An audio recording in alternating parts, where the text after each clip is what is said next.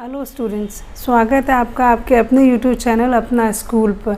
मैं अश्मिता आप लोगों को क्लास 11th इकोनॉमिक्स चैप्टर 1 स्वतंत्रता की पूर्व संध्या पर भारतीय अर्थव्यवस्था पढ़ा रही थी।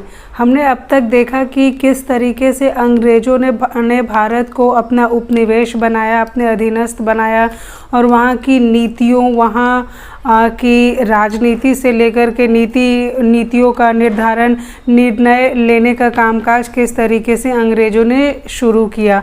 हम सबको इस बात की जानकारी है कि अंग्रेज़ी शासन से पहले भारत की जो है वो अर्थव्यवस्था कैसी थी, स्वतंत्र थी।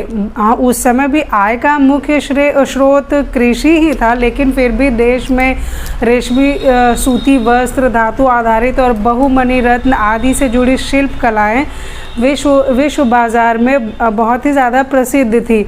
जैसे हमने अपने बुक में पढ़ा है कि बंगाल का जो मलमल सूती कपड़ा था, जो कि ढाका बांग्लादेश, जो कि उस वक्त भारत का ही पार्ट हुआ करता था, उसी के आसपास ये मलमल सूती कपड़ा बनता था और जो कि विश्व में बहुत ही ज़्यादा प्रसिद्ध था। और विदेशी यात्री इसे शाही मलमल या मलमल खास कहते थे। और साथ ही साथ हमने ये भी देखा कि इस मलमल का, ये जो मलमल का ये कपड़ा था, ये शाही परिवार इसे उपयोग करते थे।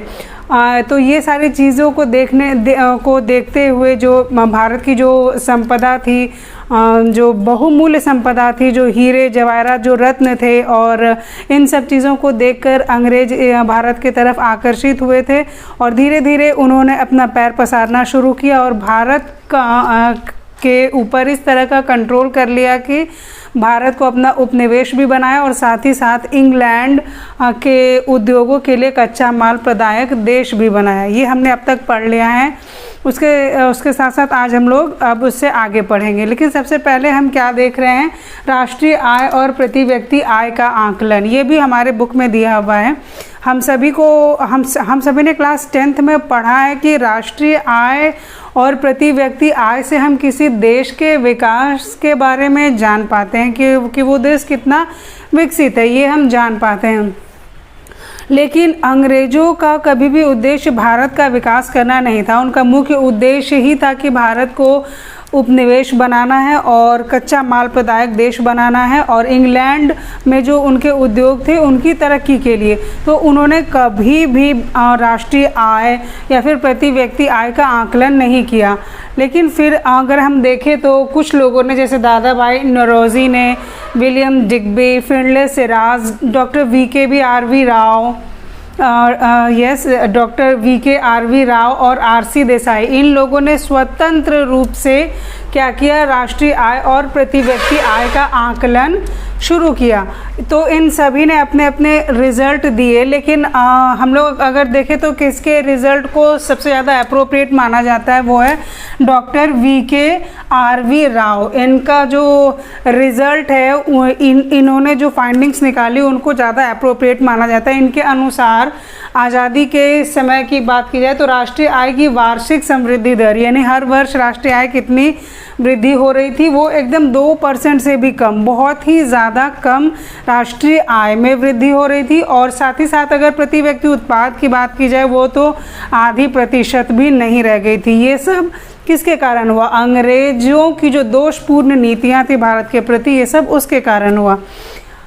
अब हम लोगों ने अभी तक हमने देख लिया है कि भारत को किस तरीके से अंग्रेज़ों ने अपना उपनिवेश बनाया। अब हम देखेंगे कि अंग्रेज़ों ने भारतीय कृषि में कौन से कदम उठाए, क्या काम किया। तो हम लोग ये देख पा रहे हैं कि अंग्रेज़ों ने भारतीय कृषि को कंट्रोल करने के लिए, क्योंकि वो कच्चा माल जो है यहाँ से भारत से अपने देश इंग्लैंड में एक्सपोर्ट करते थे, तो उन्होंने अंग्रेज़ों ने कृषि में अपना क्या आइडिया डाला। उन्होंने कृषि में ज़मींदारी व्यवस्था घुसाई, ज़मींदारी व्यवस्था को लागू किया।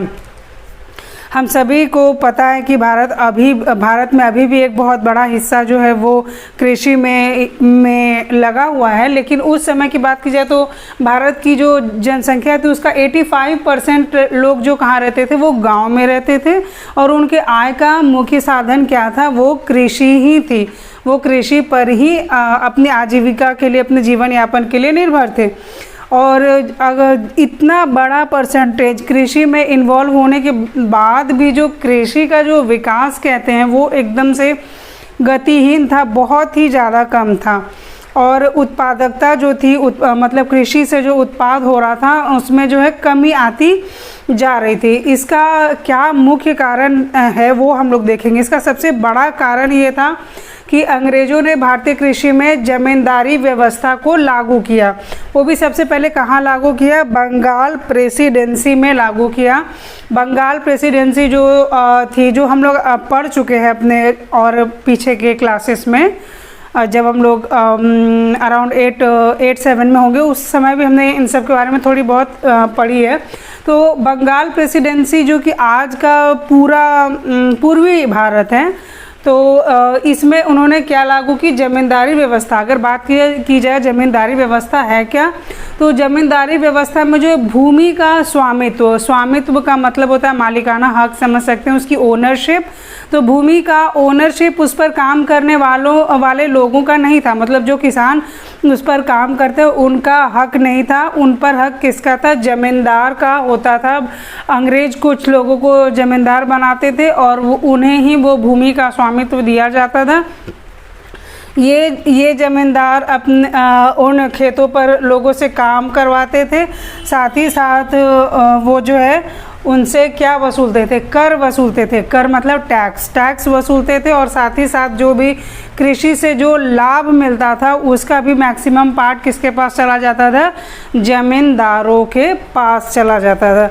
ये हो गई जमींदारी व्यवस्था। साथ ही साथ अंग्रेज़ों ने और भी कुछ किया। वो क्या था? राजस्व व्यवस्था की शर्तें। ये राजस्व किस तरीके से ये टैक्स वसूलना है उसके बारे में भी कुछ गाइडलाइंस, कुछ रूल्स रेगुलेशंस थे अंग्रेज़ों के। उनके हिसाब से क्या था कि निश्चित राशि, जमींदारों को एक निश्चित राशि बांध दी गई थी, और वो निश्चित राशि जो है निर्धारित तिथि पर, निर्धारित समय पर उन्हें सरकारी कोष में जमा कराना रहता था। और अगर कोई भी जमींदार ये काम करने में फेल हो जाता था, वो समय पर ये काम पूरा नहीं कर पाता था, तो उसके जमींदारों के जो अधिकार थे उन्हें अंग्रेज क्या करते थे? छीन लेते थे।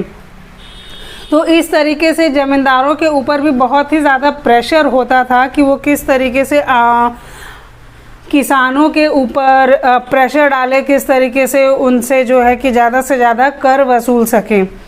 और उसके साथ साथ हम क्या देख रहे हैं कि उस समय हमारे देश में प्रौद्योगिकी, मतलब समझ लीजिए टेक्नोलॉजी का, जो खेती करने में जो टेक्नोलॉजी यूज़ की जाती है उन सब का बहुत ही ज़्यादा अभाव था। एकदम निम्न स्तर था, बहुत ही इतना कम कि उसे हर कोई तो क्या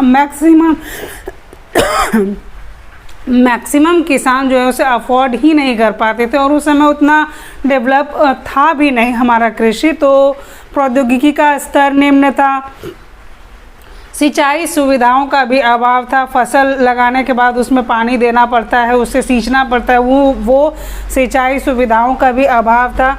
उर्वरकों का नगण्य प्रयोग, मतलब जो खाद हो गए, जो हमारे रासायनिक खाद से लेकर के और भी प्रकार के जो खाद थे उनका नगण्य प्रयोग, मतलब एकदम समझ लीजिए 0% समझ लीजिए, एकदम बहुत ही ज़्यादा कम, ना के बराबर का प्रयोग होता था खेती में।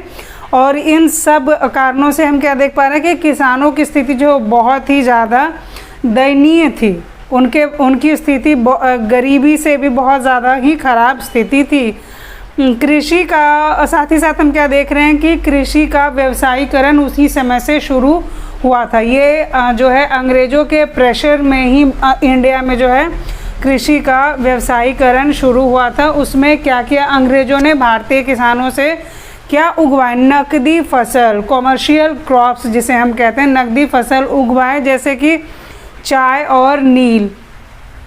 ये सब किस लिए उपजाए जाते थे? ताकि इन सब को जो है इंग्लैंड भेजा जा सके, वहाँ के उद्योगों में जो है कच्चा माल के रूप में प्रयोग किया जा सके। सिर्फ चाय और नील ही नहीं, ऐसे बहुत सारे फसल थे जो उपजाए जाते थे भारत में। लेकिन उनका क्या होता था कि उनसे मिलने वाला प्रॉफिट जो है वो किसानों के हाथ में नहीं आता था, वो मैक्सिमम किसके पास चला जाता था, ज़मींदारों के पास जाता था। किसान खेती करते थे लेकिन उनकी स्थिति दिन ब दिन और ख़राब ही होती जा रही थी। साथ ही साथ हमारे देश में हम सभी अच्छे से जानते हैं बाढ़ की स्थिति हमारे देश में बहुत जगह बनती है, तो ये सब बाढ़ नियंत्रण के साधनों का बहुत ही ज़्यादा अभाव था। अंग्रेज़ों ने कभी बाढ़ नियंत्रण किस तरह किया जाए, किस तरीके से लोगों को बचाया जाए, खेती को बचाया जाए, इन सब पर उन्होंने कभी काम नहीं किया।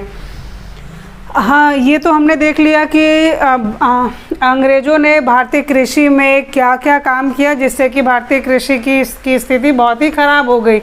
ये जो ज़मींदारी व्यवस्था थी ये बंगाल प्रेसिडेंसी में सबसे पहले लागू कर दी गई। अगर हम बात करें कि अंग्रेज़ों से पहले जो है कि भारत में जो हम सभी जानते हैं कि अंग्रेज़ों से पहले भारतीय अर्थव्यवस्था स्वतंत्र थी, काफ़ी अच्छी थी।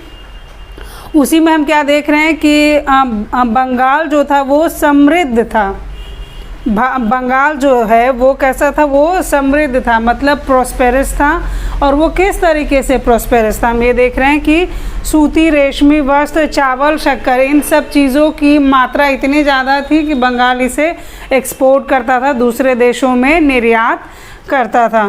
गेहूं, अनाज जो है तरह तरह के अनाज हो गए, सब्जियां हो गए, मुर्गे, मुर्गियां, मछलियां, इन सब की एकदम प्रचुर मात्रा में बंगाल में अवेलेबिलिटी थी। बंगाल एकदम समृद्ध था। कैसे? और वहाँ पर सिंचाई का भी कोई परेशानी नहीं था क्योंकि वहाँ गंगा नदी से नहरों को निकाल करके गंगा नदी से नहर बनाए जाते थे और उनकी मदद से वहाँ पर सिंचाई की जाती थी। तो हम सब अच्छे से देख पा रहे हैं कि किस तरीके से एक समृद्ध जगह को, समृद्ध बंगाल को किस तरीके से अंग्रेज़ों ने अपने जो नीति थे, अपने निर्णयों के साथ उन्होंने बंगाल को किस तरीके से बना दिया।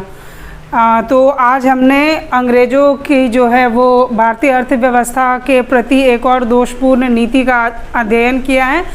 आज के वीडियो में हम यहीं तक रखेंगे। कल फिर हम दूसरी नीति के साथ मिलते हैं। तब तक आप हमारे चैनल पर बने रहिए। धन्यवाद।